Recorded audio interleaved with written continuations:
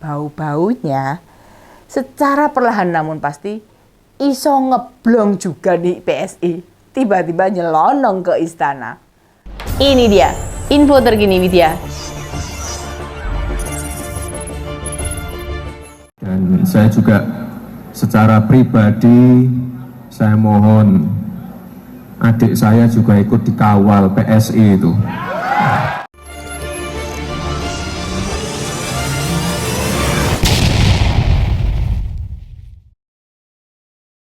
Nggak ngerti juga, tiba-tiba waktu acara dengan relawannya, Gibran Raka Buming Raka meminta agar relawan mengawal PSI.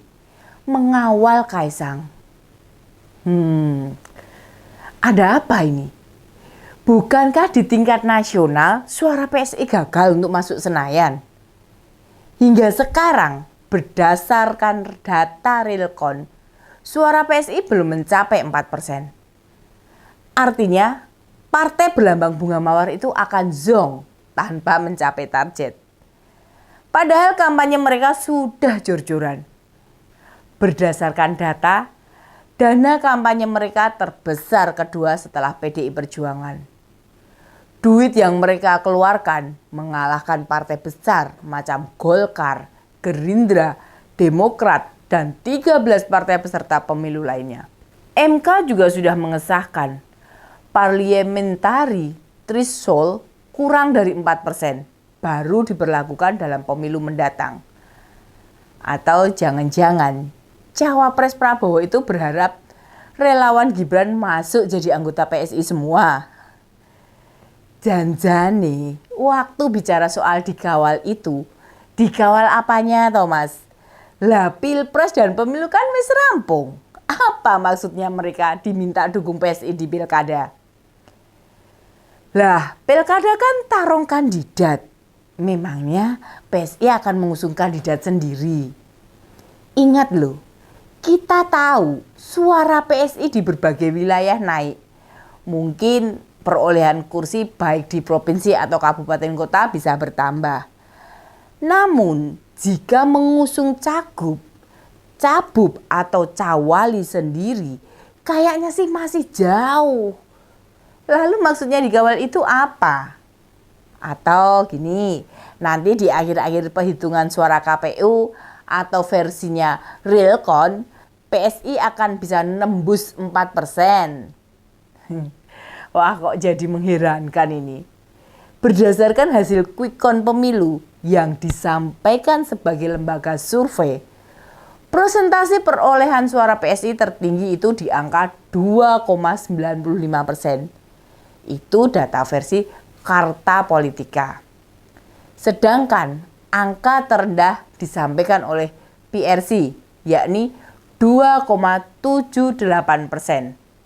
Sekarang ini, Realcon KPU baru 65,71%. Namun suara PSI kok bisa mencapai 3,11% ya? Padahal kan melihat data Pilpres, rilis berbagai lembaga survei, selisihnya nggak tinggi banget. Dalam sebuah kesempatan, mantan orang terdekat Jokowi, yakni Pak Andi Wijayanto, dulu beliau ini sebagai gubernur Lemhanas. Dia pernah bertemu 4 mata dengan presiden dan mengatakan bila di pemilu dan pilpres bakal terjadi 3 hal, yaitu Prabowo menang pilpres, suara PDI Perjuangan turun, dan PSI masuk Senayan. Mau bagaimanapun, 2 prediksi sudah benar.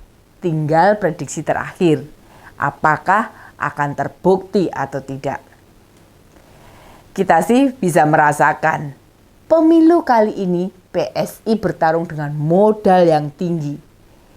Iklan di TV saja ngalahin semua partai. Mereka berani nongol di jam prime time di televisi dengan market share besar. Otomatis harganya makin mahal.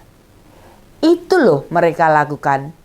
Di dalam iklan ada yang menampilkan Jokowi waktu bilang PSI menang, menang, menang. Memang sih, iklan yang menampilkan presiden bukan hanya PSI. Tapi partai lain tidak ada yang mencuplik saat Jokowi bicara. Dan hanya PSI satu-satunya yang berani mengklaim partainya Jokowi. Kita tentu masih ingat viralnya video anak milenial mempertanyakan tersebarnya baliho ukuran jumbo di sebuah kabupaten dan bisa terpasang dengan cepat. Beberapa pihak menuding aparat keamanan ikut turun tangan memasang baliho-baliho itu. Gambar yang terpasang juga beragam, tentu saja dengan tetap menyertakan foto Jokowi. Bau-baunya secara perlahan namun pasti iso ngeblong juga di PSI, tiba-tiba nyelonong ke istana. Kita tahu presiden itu memperhitungkan banyak hal, termasuk pernah menyatakan tahu jeroannya partai politik. Bila begitu, tidakkah sebelum pemilu Jokowi sudah memberi karpet merah? Gimana caranya PSI masuk Senayan? Apalagi kini Ketua Umum PSI anak kandungnya sendiri. Apa sih yang tidak bisa dilakukan Jokowi? Dulu orang tidak mengira Jokowi cawe-cawe pemilu. Tapi kenyataannya dia sendiri yang bilang akan cawe-cawe. Kedua, peraturan KPU menerima berkas capres-cawapres berusia di bawah 40 tahun belum dibuat. Namun berkas pendaftaran Gibran diterima. Itu mau KPU sendiri, apa mau penguasa? Mau Jokowi berikutnya pemberian jenderal kehormatan pada Prabowo. Mengejutkan banyak pihak. Siapa yang lupa? Bila di masa aktif militer Prabowo pernah diberhentikan. Adakah para jenderal kita meski sudah pensiunan bertambah 1 bintang di pundaknya? Tidak ada. Makanya terus bertambahnya suara PSI dan omongan wali kota Solo supaya relawannya mengawal PSI sebagai pertanda keberhasilan PSI masuk Senayan. Dari berbagai kejadian itu, pun bila PSI benar bisa mendapat 4% suara sah nasional, benarkah perhitungan tersebut? Tidak adakah cawe-cawe, intervensi kekuasaan soal suara PSI yang kemudian jadi ke gedung DPR? Perbedaan data lembaga survei dengan fakta lapangan malah akan melemahkan atau mengurangi legitimasi terpilihnya Prabowo Gibran. Di sisi lain, makin dekat dengan masa pelantikan presiden, berbagai kejanggalan justru makin tak terkendali. Nggak ada yang bisa kita harapkan. Kondisi maupun pilpres sekarang lebih berkualitas dibanding pemilu atau pilpres sebelumnya. Nggak ada yang bisa kita harapkan. Kondisi pemilu maupun pilpres sekarang lebih berkualitas dibanding pemilu atau pilpres sebelumnya. Tidakkah perintah Gibran ke relawannya untuk menunjukkan suara sah nasional PSI 4% itu jadi wajar? Kayaknya kejutan-kejutan yang diberikan Jokowi pada kondisi politik nasional belum berhenti. Bedanya di 2014, kejutan itu membahagiakan rakyat Indonesia. Dan di akhir masa jabatannya sekarang, kejutan Jokowi membahagiakan para pendukungnya. Rezim ini benar-benar barbar. Bisa mewujudkan apa yang dimaui dan rakyat tidak sadar. Sudah dipermainkan. Entahlah, setelah ini apalagi yang bakal terjadi. Kita tunggu saja. Demikian info terkini Widya, sampai ketemu lagi di Ini Dia, info terkini Widya selanjutnya. Salam cerdas.